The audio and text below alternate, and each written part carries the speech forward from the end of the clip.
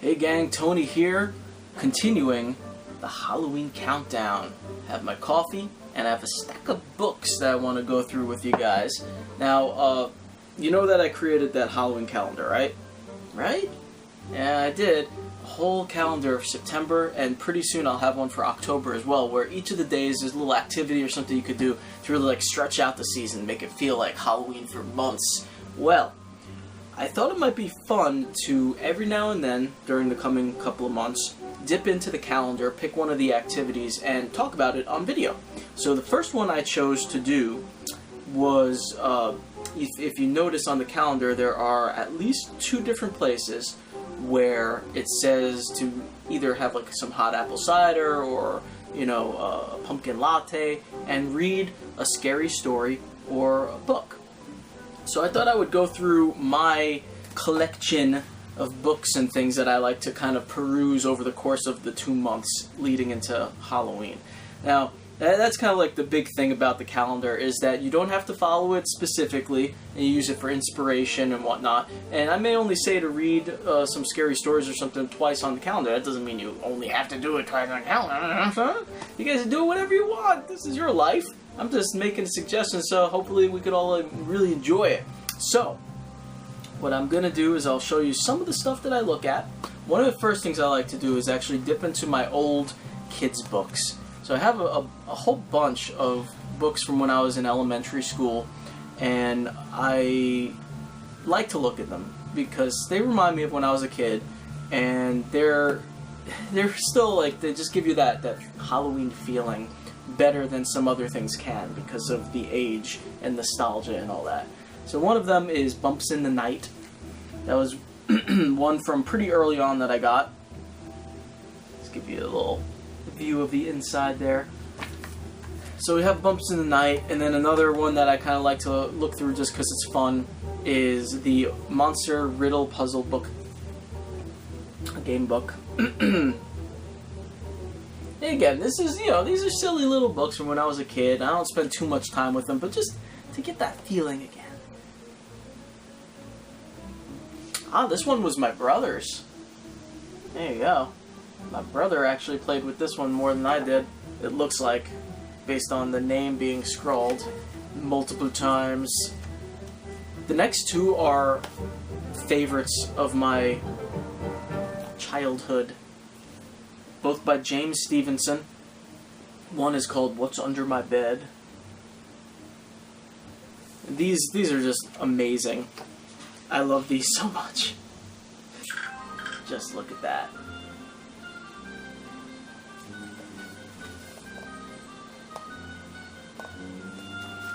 I think what I liked a lot about this one is that the kid has a mustache.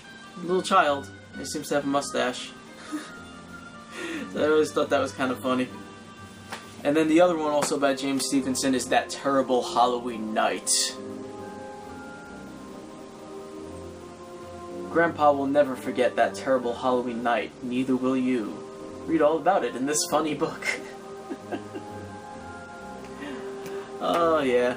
So I have a ton of these kinds of older kids' books that I like to dip into. Ah, here we go. Here's one with a little bit of history to it. Right there. It says Tony Rapino, Class 2-1, Room 301, 3rd floor. And this is Parent Association, Public School 163, Benson and 17th Avenue, Brooklyn, New York, 11214. So, I was in 2nd grade when I got this one. Love it. Alright. Along those same lines, there are the classic scary story books that I always love to kind of dip into, read a couple stories from them. My favorites from when I was a kid are the Scariest Stories You've Ever Heard series. I have all 3 of those. These are my absolute favorites. These are the ones I bought probably at a school book fair or something. The Horrible Hook A Deadly Night at the Dewdrop Inn. The Babysitter. So, these are fun for me. I always like to go back to those. Similar to those are the Scary Stories books like these. I know a lot of people are more familiar with this series, and these tend to be the ones that people will talk about remembering when they were kids. Some other short story collections I like to look through. Masters of the Macabre. This one is a good one because it has a lot of classics in there. Washington Irving, Charles Dickens, Edgar Allan Poe, Mark Twain, Bram Stoker. So there's a lot of classic short stories in there. You can see that old check that I'm using as a bookmark. We have some other short story collections. Of course, Rod Serling's from the Twilight Zone. I love my Twilight Zone. In the short story realm, I also have a couple of books from Cemetery Dance. These are newer collections from Cemetery Dance. Halloween and Other Seasons. Obviously, I just go through and I kind of cherry pick the Halloween stories, but those are pretty cool. And I also have this one. I usually don't have time to read all of it, but I like to, again, I'll choose one or two maybe to read. These are a collection of Halloween novellas, so they're a little longer, and it's also from Cemetery Dance. Trick or Treat. This I've never read, but I was thinking it might be a good one for the Halloween season. So there are always like maybe one or two full-length novels that I'll read. And this may be one for this season. The Graveyard Book by Neil Gaiman. Looks interesting. Don't really know much about it, but just sounds like it'd be a good one. There is a classic that I don't have with me. I usually have historically have taken it out from the library, but I just bought a copy on Amazon, and that, of course, is Something Wicked This Way Comes by Ray Bradbury. So I will have that for this season. And then The Halloween Tree, I have actually never read, believe it or not, but will probably try to read soon. And then in the same realm, but not quite novels or short story collections, are comic books.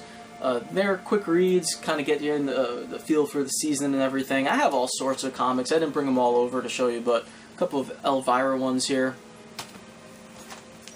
that are fun to look at around Halloween. I, of course, have the Trick or Treat graphic novel, so that's a must for this time of year. I have a couple other Trick or Treat comic things, too, that I didn't dig out, but that I also look at.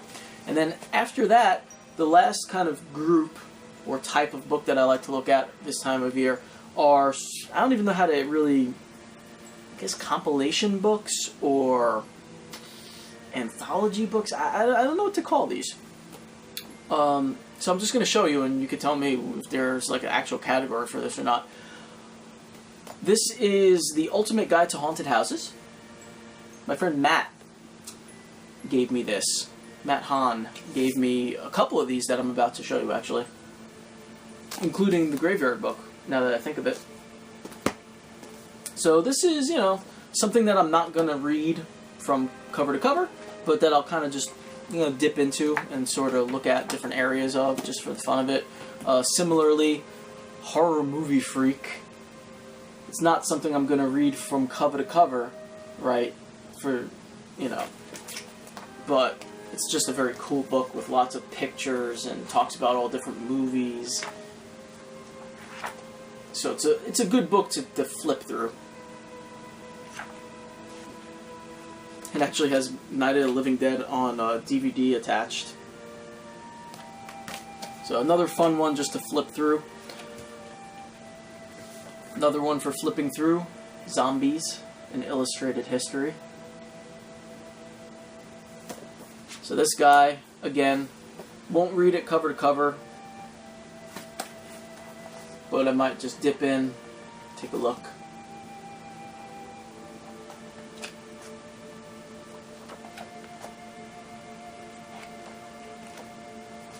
And finally,